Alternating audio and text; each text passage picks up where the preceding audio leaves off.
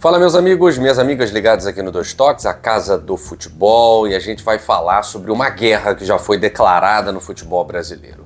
Apesar de haver um ensaio de aproximação entre os clubes da Libra e os clubes da Forte União, em termos de direitos de transmissão, a guerra já foi declarada no que diz respeito a fair play financeiro, punição de clubes, cerceamento de gastos e a luta pela proibição dos gramados sintéticos. O ano de 2025 vai ser um ano de diversas batalhas nos bastidores, batalhas políticas. E aí, quem é que sai ganhando, quem é que sai perdendo? A gente vai trazer os bastidores dessa briga depois da vinheta. Somos mais de 40 mil inscritos aqui no Dois Toques. Quero agradecer a moral de todos vocês. Muito obrigado. Você que gosta dessas discussões, desses debates, que dizem respeito ao que está por trás do espetáculo dentro das quatro linhas, o seu lugar é aqui no Dois Toques, tá certo? Vídeos objetivos, curtos, pai bola, sem muita enrolação para a gente falar sobre o que interessa no futebol, né?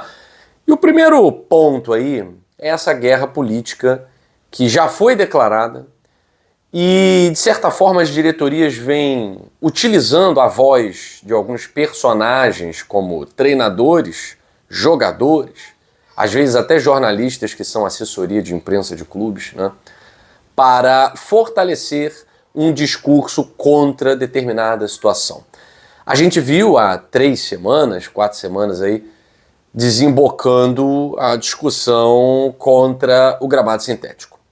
E aí depois que vários profissionais da área comprovaram cientificamente que o gramado sintético não interfere em nada, pelo contrário, ele ameniza a questão da lesão, a discussão foi outra. Não, a discussão é técnica, a discussão é porque é um outro esporte, tal. E aí, ok, a discussão é técnica, né? Fica, de certa forma, restrita a quem exerce a profissão.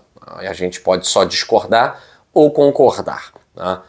Só que essa discussão nunca aconteceu, nem nos Estados Unidos, quando se usava gramado sintético, nem quando o Atlético Paranaense usava gramado sintético, o primeiro, né?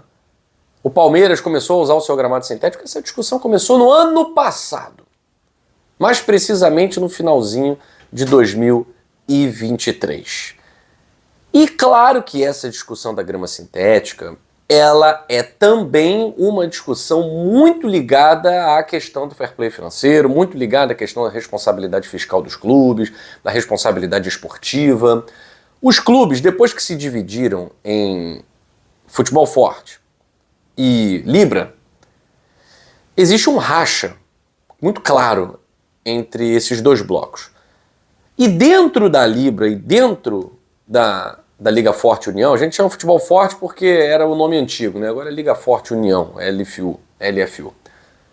Dentro da Liga Forte, dentro da Libra, existem rachas internos. Existem esses rachas internos. A gente vê, por exemplo, São Paulo e Palmeiras, que estiveram juntos em várias questões, principalmente na questão de manipulação de resultados. São Paulo e Palmeiras estiveram juntos tentando abafar a discussão de manipulação de resultados. Agora São Paulo e Palmeiras estão rachados por conta da questão do sintético, já que o Zubeldia foi um dos primeiros a levantar essa discussão encampada aí por alguns jogadores, a exemplo do Lucas Moura, né, que foi quem percebeu que tinha que ir para uma outra vertente. A vertente da contusão já não vai dar, né, porque a gente não é médico, a gente não é profissional, e a gente precisa dar uma desculpa aqui, que só a gente tenha voz para poder falar, né? Só a gente tenha lugar de fala para poder ser escutado, né? E aí criar essa história de que é um outro esporte. Bom, o São Paulo encampa essa discussão e já começa nos bastidores uma guerra por conta do jogo no Allianz Parque. Na última partida entre São Paulo e Palmeiras, isso deu uma discussão danada, e foi daí que surgiu a campanha Diga Não ao Sintético, né? E diga sim ao gramado natural. Só que essa discussão também está ligada à questão do fair play financeiro. E aí, na questão do fair play financeiro, outros clubes entram como alvo. Então, como o Palmeiras está encabeçando, o Flamengo está encabeçando essa questão do fair play financeiro, alguns clubes se sentem ameaçados. E essa ameaça resultou na união contra o Palmeiras. Então, claramente, alguns clubes de São Paulo, Santos, Corinthians, São Paulo, vêm voltando as suas armas para o Palmeiras. Pois o Palmeiras, um clube que está saneado financeiramente, um clube que arrecada, um clube que vende, um clube que tem suas dívidas totalmente controladas, um superávit absurdo, e pode se dar ao luxo de contratar um Vitor Roque depois de vender um Vitor Reis. Esse Palmeiras encampa a discussão do fair play financeiro. Por quê? Porque sabe muito bem que clubes no Brasil, como o caso do Corinthians, né, que ficou muito conhecido por comprar um jogador do Cuiabá e nunca pagar, enfraquece um rival da mesma divisão, fortalece a si mesmo, sem sequer pagar um centavo à equipe do Cuiabá.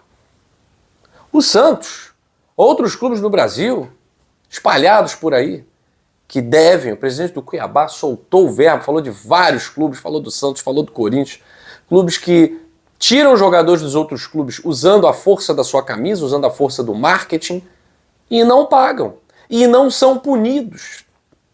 Então, o fair play financeiro é uma discussão que vai ganhar contornos no Brasil, com certeza, com certeza.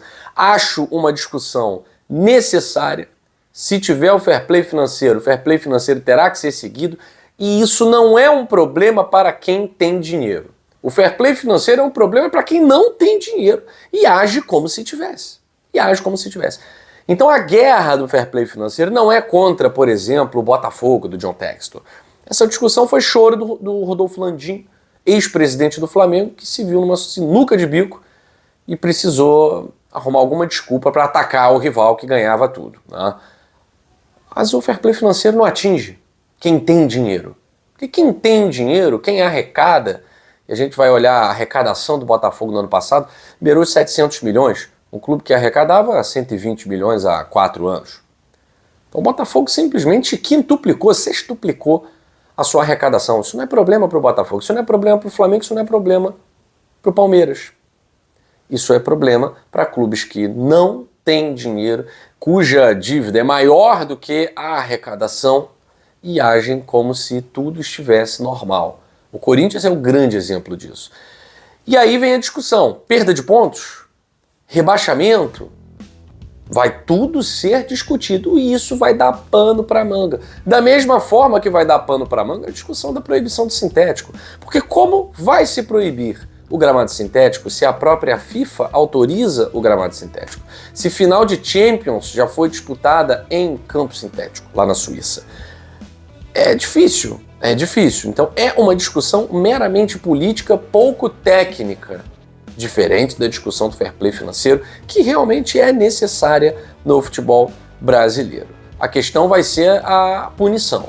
Os clubes vão perder pontos, os clubes vão sofrer transfer ban, porque o Corinthians já sofreu transfer ban e mesmo assim continua fazendo o que faz, né?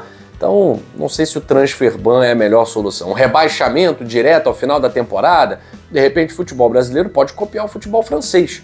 Enquanto o clube não demonstrar saúde financeira ao longo da temporada, ao final da temporada simplesmente ele é rebaixado para a divisão inferior.